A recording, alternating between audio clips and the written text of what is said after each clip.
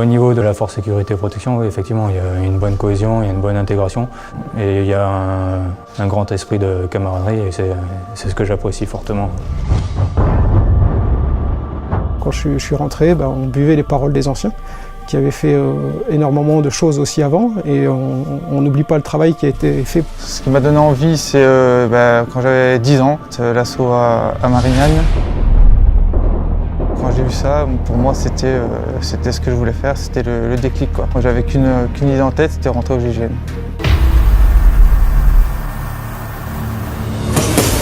Contact à vous!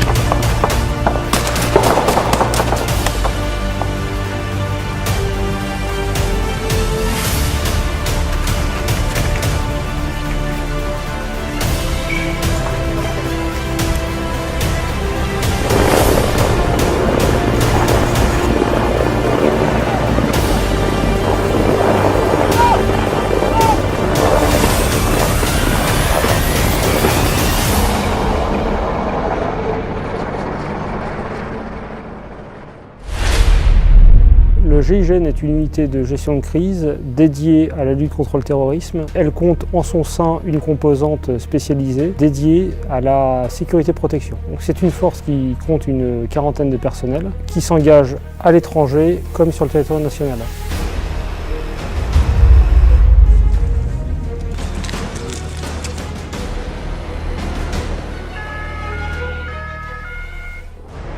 Moi, j'aime bien la diversité des missions, donc que ce soit en métropole ou à l'étranger. Ça reste de la protection de personnalité, mais il y a différents types de protection.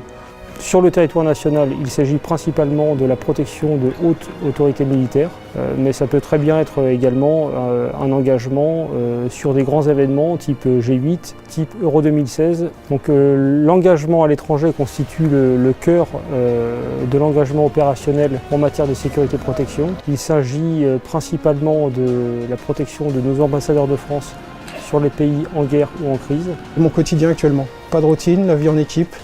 Des missions variées, beaucoup de responsabilités, un panel de missions énorme, que ce soit à l'étranger, en France, avec des autorités civiles et militaires, des missions très diversifiées. Alors ce qui me plaît dans mes missions aujourd'hui, c'est tous les déplacements à l'étranger qu'on réalise au cours de l'année et où on est totalement autonome sur place. On doit gérer tout ce qui est véhicule, infirmerie, transmission, on n'a aucune aide extérieure. Donc on est supposé répondre à toutes les situations qui sont par définition imprévues et nouvelles. Ça se retranscrit sur nos effectifs, sur notre équipement. On peut très bien partir en binôme, faire un audit au fin fond de l'Afrique, sans armes parfois.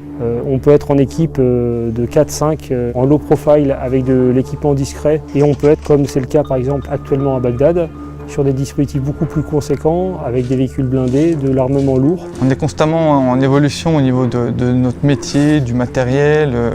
On s'entraîne toujours à la recherche de la perfection. Donc on va faire des thèmes de protec, des thèmes d'index, du tir, ou alors ça va être de l'entraînement personnel. On est autonome, donc c'est à moi de pouvoir faire mon entraînement en tir, en sport, que ce soit sur les différents pays qu'on peut avoir. Tir en longue distance, pour ceux qui sont spécialistes d'explo, pareil, l'explo. Voilà. On est chacun autonome et on doit faire en sorte de toujours avoir les mêmes capacités opérationnelles.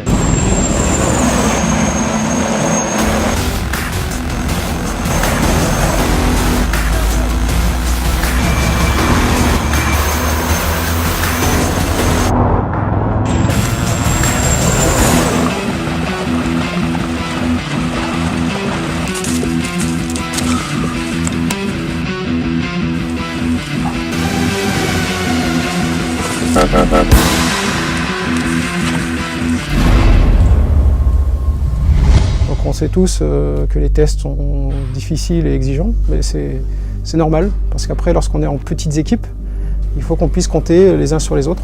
Chacun a une part importante au sein du groupe et en plus on est amené à évoluer. Donc il faut que les gens soient vraiment fédérateurs. On investit beaucoup en termes de sélection mais également de formation. Un jeune gendarme peut rentrer au GIGN comme simple équipier, poursuivre au bout de quelques années sur un poste de chef d'équipe et puis finir comme adjoint ou chef de détachement en France ou à l'étranger. Donc l'opérationnel pourra également s'orienter sur la mission de sécurité au profit du président de la République au sein du GSPR. Ma progression au sein de la Protec, ouais, j'aimerais bien passer chef d'équipe, plusieurs stages aussi, comme le chuteur opérationnel, que ce soit pour le tireur d'élite, pareil, j'aimerais bien aussi. Donc voilà, non, il y a plein de choses à faire. Le GIGN, c'est une unité qui a besoin de recruter. On dégage, on dégage.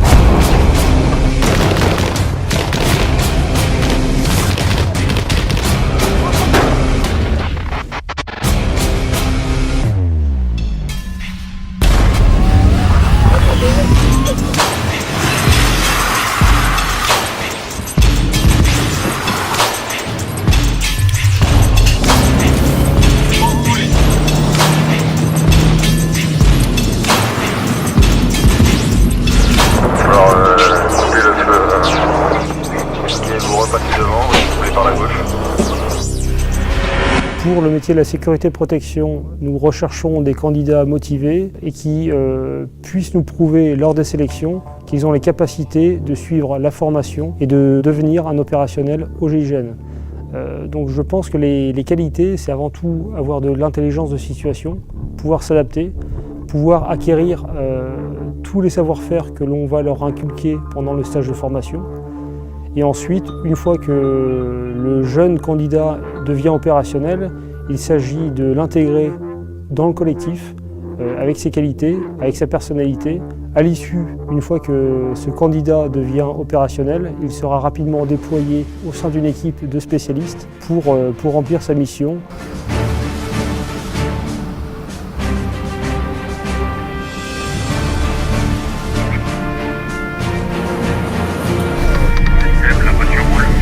Ouais, c'est bien, je vais rester derrière.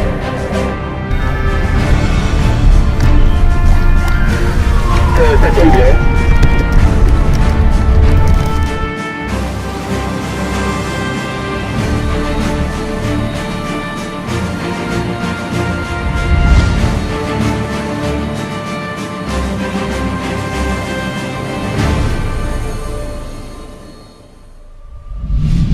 Moi maintenant, ça fait 10 ans que je fais ce métier.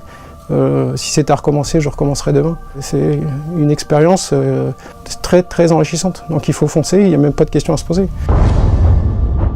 C'est la vitrine de la gendarmerie. Pour moi, il n'y a rien de plus beau que le GIGN. J'ai trouvé ce que je suis venu chercher ici, quoi. Fais en sorte d'accomplir ton rêve. J'ai eu la chance de réussir la semaine de test et la sélection ainsi que le stage. Aujourd'hui, je m'éclate entièrement dans mon travail. La première chose, c'est d'oser. La seconde chose, c'est de s'entraîner. J'ai envie de dire, le GIGN a besoin de vous.